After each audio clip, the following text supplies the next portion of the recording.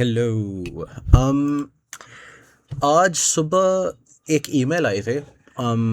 मेरे लिए सुबह ही होती है, मैं 2 बजे उठता हूँ। कि आपके पास सारी जो FIP रजिस्ट्रेशन की फॉर्मेलिटीज़ पूरी करने का टाइम है ना, वो आपके पास है। समझ लो वेंसडे तक का, पहले हफ्ते के। तो उसके लिए यही था कि ये हार्ड कॉपी वगैरह भी सबमिट करानी है, ऑनलाइन भी सारा कुछ करना है। तो उसको थोड़ा सा देख लेते हैं। फॉर्म तो काफ़ी सिंपल है, ज़्यादा ज़रूरी देखना इसको है, ये जो फिज़िकल जाके सबमिट कराना है। इसके अंदर कुछ चीज़ें लिखी हुई हैं कि software slash hardware to be purchased by the university. तो अगर आपको कोई IoT वगैरह का प्रोजेक्ट है, आप कह रहे हो कि नहीं यार ये प्रोसेसर वगैरह हमें कोई इस तरह की चीज़ चाहिए, या हम लाइक कोई भी आपको बाहर की चीज़ चाहिए हो, तो फिर आपने पहले ये वाला फॉर्म फिल करना है। तो इस फॉर्म के अंदर आपको अगर किसी सॉफ्टवेयर की सब्सक्रिप्शन वगैरह चाहिए वो डाल दो, किसी कोई हार्डवेयर चाहिए तो वो डाल दो। आम, इस तरह की चीज़। तो ये चीज़ें तो काफ़ी स्ट्रेट फॉरवर्ड है। इस तरह से आपने सबमिट करवा दिया, इतनी इसके अंदर कोई ख़ास बात नहीं है। लेकिन बस यही है कि आपका प्रोजेक्ट टाइटल तब तक डिसाइड हो गया होना चाहिए। तो उन्होंने जो लिंक भेजा है उधर और भी काफ़ी काम की चीज़ें हैं, जिसके अंदर ये FIP आइडियाज़ हैं, जिसके अंदर आप अगर इंडस्ट्री रिलेटेड FIP में इंटरेस्टेड हो तो यहाँ पे एक कंपनी है सोजान नाम की, जो FIP कॉल भेज रही है कि आप हमारे इस प्रोजेक्ट के ऊपर काम करो, ये इसके ऊपर बनाओ, और आपने इंटरेस्टेड हो तो इस ईमेल के ऊपर मैसेज करो। तो दोनों एक ही कंपनी की तरफ से हैं, अगर आपका इंटरेस्ट है आप ये देख सकते हो। खैर, ये थी बात FIP की, लाइक आइडियाज़ की तक। जहाँ तक डिलीवरेबल्स वगैरह की बात है, उन्होंने वो भी स्पेसिफाई किया हुआ है कि लाइक डिलीवरेबल 1 एक प्रोजेक्ट प्रपोजल होएगा, उसका ये फॉर्मेट होएगा, इस तरह के होंगे। तो ये कुछ एग्जांपल्स दी हुई हैं कि आपके पास यूँ एब्स्ट्रैक्ट होएगा, इंट्रोडक्शन होएगी, गोल्स एंड ऑब्जेक्टिव्स, स्कोप, और initial study and work done so far. ठीक है। तो ये एक ब्रीफ लिटरेचर रिव्यू होगा, मतलब बाद में जाके एक डिटेल्ड लिटरेचर रिव्यू भी होता है, जिसके अंदर आपने पेपर बाय पेपर्स जो मेजर माइलस्टोन पेपर्स हैं उनको एक्सप्लेन करना है। वो होगा आपकी मिडिल एवेल्यूएशन के अंदर। तो उसके अंदर आपको यूं, एक सेकंड, तररररर, जैसे ये खुल गया, ये होता है जैसे लैब के मिड्स होते हैं ना, बिल्कुल सेमेस्टर के सेंटर में, उसके अंदर एक मिड वैल्यूएशन होती है, अपने पैनल को जाके प्रेजेंट करना होता है। उसके लिए ये है इंट्रोडक्शन, प्रोजेक्ट विजन। ये बस थोड़ी सी ऐप होती है कि देखो हमारा प्रोजेक्ट मीनिंगफुल है, आपको एक sustainable development goal world health organization की तरफ से, वर्ल्ड हेल्थ है पता नहीं है क्या, UN है, उनका देखना पड़ेगा। ये जहाँ तक मुझे पता है कोई भी फैकल्टी मेंबर इतना सीरियसली नहीं रहता, आप कुछ भी लिख सकते हो यहाँ पे। बस देख लो, गूगल पे जाके सस्टेनेबल डेवलपमेंट गोल्स आपको मिल जाएंगे, और बता दो कौन सा वाला। तो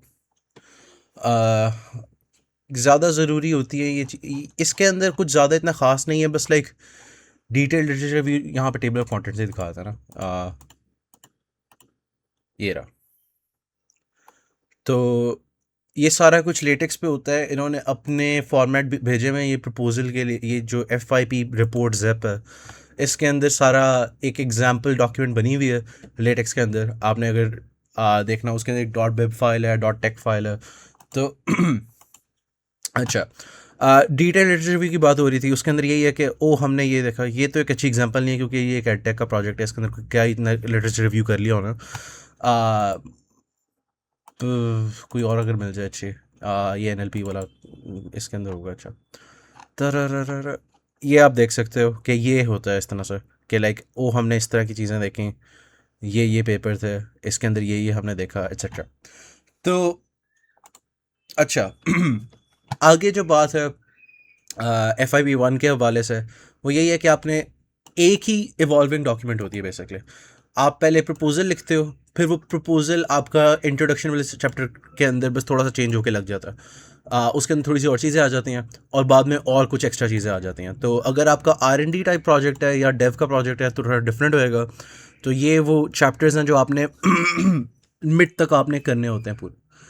तो लिटरेचर रिव्यू वाली बात हो गई। SRS डॉक्यूमेंट जो SC के अंदर हम सब ने बना ली हुई है। अगर आप रिसर्च बेस्ड प्रोजेक्ट कर रहे हो तो आपको ये भी डालना पड़ेगा, प्रपोज अप्रोच एंड मेथोडोलॉजी। कि आप क्या प्रपोज कर रहे हो, आप क्या नॉवल तरीका सजेस्ट कर रहे हो। ये आपकी मिड टर्म के अंदर होता है, सो आपसे एक्सपेक्ट नहीं किया जाता कि आपको प्रपोजल के टाइम पता हो। ये आपसे 8वें हफ्ते में पूछता है, तो तब तक आपने थोड़ा सा काम कर लिया होता। अच्छा, अब मिड टर्म एवेल्यूएशन और ये रिपोर्ट बस 1 हफ्ते का गैप होता है, वो फिर देख लेते हैं। इसी तरह से FYP2 है, एग्जैक्ट सेम स्ट्रक्चर है।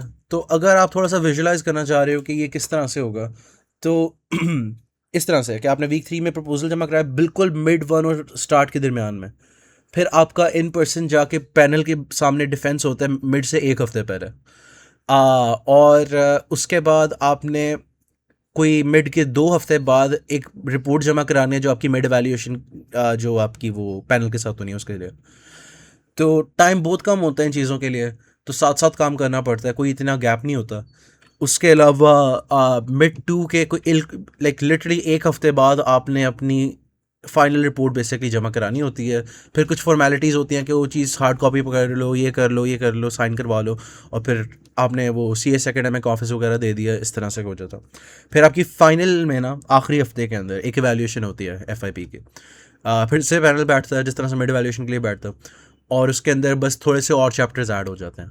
तो मिड 1 के वो FIP 1 के अंदर आपकी मेजरली एक इवॉल्विंग डॉक्यूमेंट लेके चल रही होती है साथ साथ, और आपका एक एंड पे ना एक प्रोटोटाइप होता है जिसके आपने रिजल्ट्स वगैरह उनको दिखाने होते हैं कि देखो मैंने इतना बना लिया है, ये एक मिनिमल वर्किंग प्रोटोटाइप है, ये काम कर रही है, ये इस तरह से करंट लिमिटेशंस ये हैं, और अगले सेमेस्टर में हमने ये करना। इसके अंदर जो हमारे लिए सबसे रेलेवेंट है इस वक्त वो ये है कि प्रपोजल डॉक्यूमेंट में क्या होता है। तो प्रपोजल डॉक्यूमेंट हमने भी देखा था ब्रीफली, लेकिन आपको ज़रा इसकी लाइक रैशनल समझने की ज़रूरत है। अब आप 1 साल लगा रहे हो किसी भी प्रोजेक्ट के ऊपर, क्या वो चीज़ मैटर भी करती है या नहीं करती, ठीक है।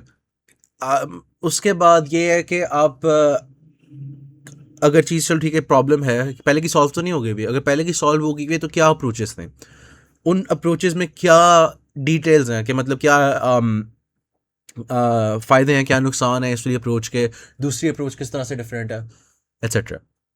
तो इससे आपको थोड़ा सा उस प्रॉब्लम के बारे में आपने डिफ़ाइन कर लिया कि अच्छा ये पहले हुआ है, इसके अंदर ये मसले थे, किसी और बंदे ने आके ये किया लेकिन उसके अंदर ये मसला था। तो फिर आप बता सकते हो कि आपने फिर क्या करना है इस फील्ड के साथ, आपकी क्या यहाँ पे कंट्रीब्यूशन है। तो बेसिक आइडिया ये होता है, आपने बस इतना बताना। तो आप अगर ये सवाल अपने आप से पूछो अपनी प्रॉब्लम के बारे में, आप खुद ही थोड़ा सा नैरो डाउन कर लोगे अपना टॉपिक। अगर आपका इंटरेस्ट 3D रेंडरिंग वगैरह के अंदर है, या आपका interest may be like compiler construction में और समथिंग, या AI ML में है, तो आप वही देखोगे कि इस प्रॉब्लम के लिए करंट अप्रोचेस क्या हैं, और उसके लिए आपको पढ़ना पड़ेगा। तो सबसे अच्छी सोर्स इंफॉर्मेशन की वही होगी जिसने वो आइडिया दुनिया में पहली बार लाया।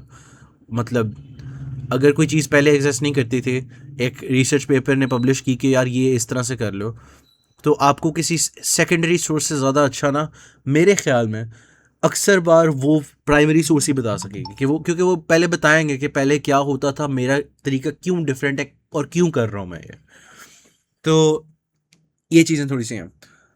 आपने ये करना है लाइक तीसरे हफ्ते तक एक मिनिमल स्टडी इस तरह के। आगे लिटरेचर रिव्यू मज़ीद तो चलता रहेगा मिड वैल्यूएशन तक, और उसके बाद फिर आपने अपनी डेवलपमेंट के ऊपर ज़्यादा फोकस करना है, और फिर वो फाइनल में आपने फिर डेमो दिखाना है अपना। तो ये थोड़ी सी इसकी वर्कफ्लो होती है। FIP2 भी इसी तरह से है, एग्जैक्टली वही स्ट्रक्चर है, कोई भी चीज़ चेंज नहीं हुई। लेकिन अब आप अगर देखो ना, तो फाइनल रिपोर्ट जो आ रही है ना आपके FIP2 की, वो आ रही है वीक 13 के ऊपर। तो आपके पास एक्चुअली लाइक 2 सेमेस्टर भी नहीं है, 2 सेमेस्टर से भी थोड़ा कम टाइम है, और बीच में साथ ये इतने ज़्यादा पेपर भी हैं। मिड 1 भी होगा, मिड 2 भी होगा, फाइनल भी होगा, अगले सेमेस्टर का मिड 1 होगा, और उससे अगले सेमेस्टर का मिड 2 भी होगा। इन सब चीज़ों के साथ साथ आपके दूसरे सेमेस्टर के जो कोर्सेज होंगे उनके भी प्रोजेक्ट्स होंगे, उनके ऊपर भी टाइम लगाना होगा।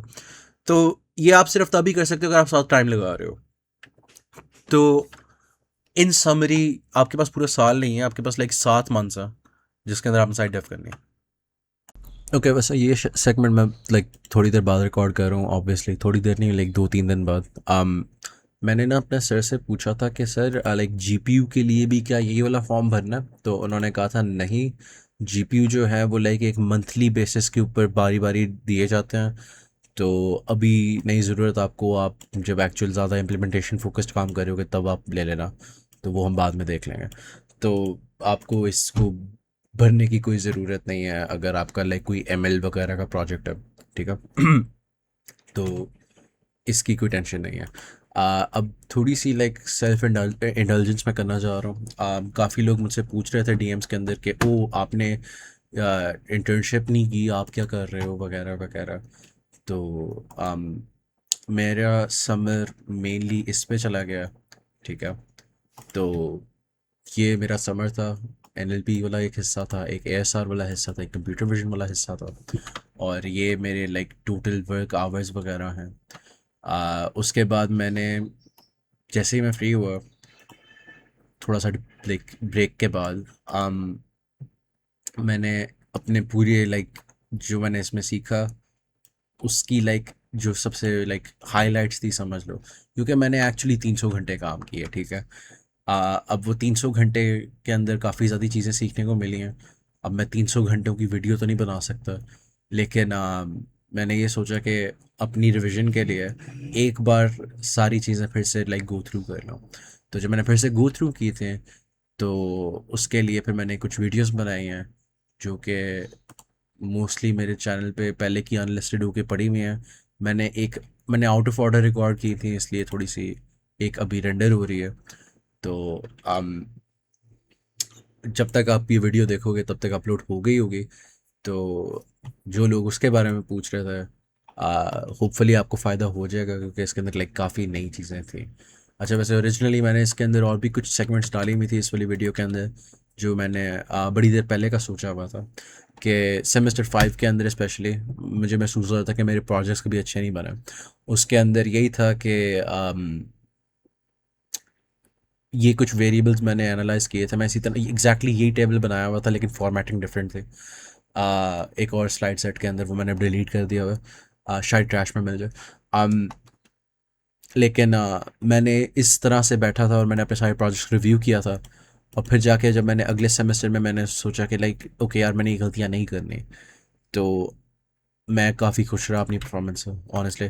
तो मेरा ख्याल है इन चीज़ों को आपको दिमाग में रखना चाहिए कि लाइक इवन इफ आपकी टीम का एक्सपीरियंस नहीं है उस प्रोजेक्ट के जैसे प्रोजेक्ट्स बनाने में, एफर्ट मैटर करती है, और एफर्ट लाने आपकी ज़िम्मेदारी है, और वो आप अपनी एफर्ट से और अपनी टीम बिल्डिंग से ही कर सकते हो।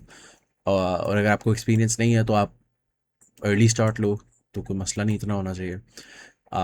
मतलब मेरा जो एआई का प्रोजेक्ट था, जो कि मैं काफ़ी खुश हूँ उससे, मेरा उसमें कोई एक्सपीरियंस नहीं था, मैंने कोई सीवी का प्रोजेक्ट कोई कुछ नहीं बनाया हुआ था, बस कंसिस्टेंटली साथ साथ काम किया था, इसलिए फ़ायदा हुआ था। um, एसी का जो प्रोजेक्ट था उसके अंदर मैंने एक यूनिक चीज़ की थी थोड़ी सी, जो मेरा ख्याल है शायद आपको इंटरेस्टिंग लग सकती हो। वो ये है कि मैंने अपनी टीम के लिए इंटरनल लाइक असाइनमेंट डॉक्यूमेंटेशन की थी कि इस तारीख पे इस इन टूल्स के साथ ये मुझे चीज़ें चाहिए, लाइक एग्जैक्ट पिक्सल विथ भी बता दी थी, ताकि लाइक कोई भी चीज़ एम्बिगियस ना रहे। और मैंने इस तरह से लिखा था कि अगर किसी ने कोई क्लैंकर भी यूज़ करना ना, तो उसके लिए आधी प्रॉम्प्ट मैंने लिख दी हुई थी बेसिकली, ठीक है। और मैंने फिर उनको क्लस्टर्स में डिवाइड कर दिया था, मैंने कहा था चलो बताओ यार कौन सा वाला क्लस्टर लेना है, और जो एंड पे क्लस्टर बच गया था वो मैंने अपने लिए ले लिया था, क्योंकि मैं तो कुछ भी बना सकता था। और फार्मिंग बाय द वे। अच्छा, तो ये एक चीज़ थी। और इसका फ़ायदा ये हुआ था कि फिर ये पहली बार मेरी ज़िंदगी में ऐसा प्रोजेक्ट था जिसके अंदर लिटरली सब ने काम किया, और जिसके कोई कमेंट्स भी कम थे ना, तो उसने डॉक्यूमेंटेशन वाले काम पे ज़्यादा मदद कर दी।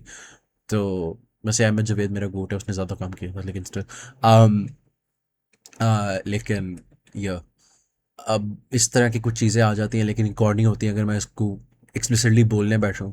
लेकिन काफ़ी ज़्यादा मेरे प्रोजेक्ट के अंदर ये था कि आई फील लाइक मेरे से थोड़े लोग इंटिमिडेट होते थे कि मैं ज़्यादा काम जल्दी कर लेता हूँ, ब्ला ब्ला ब्ला ब्ला। तो उसकी वजह से लाइक एक गैप रहती थी हमेशा। तो वो मेरा ख्याल है तभी ख़त्म हो सकती है अगर आप उनको ज़्यादा से ज़्यादा वो ऑब्वियसली आपके सोशल सर्कमस्टांसेस पे डिपेंड करता है, सारे मेरी तरह नहीं होते। लेकिन जो आपकी सोशल सर्कमस्टांसेस हैं उनको इस्तेमाल करते हुए जो आप अपनी टीम का सबसे अच्छा फ़ायदा उठा सकते हो, इसके बारे में थोड़ा सा सोचना like I think worth your time है, थोड़ा सा सेल्फ एनालिसिस।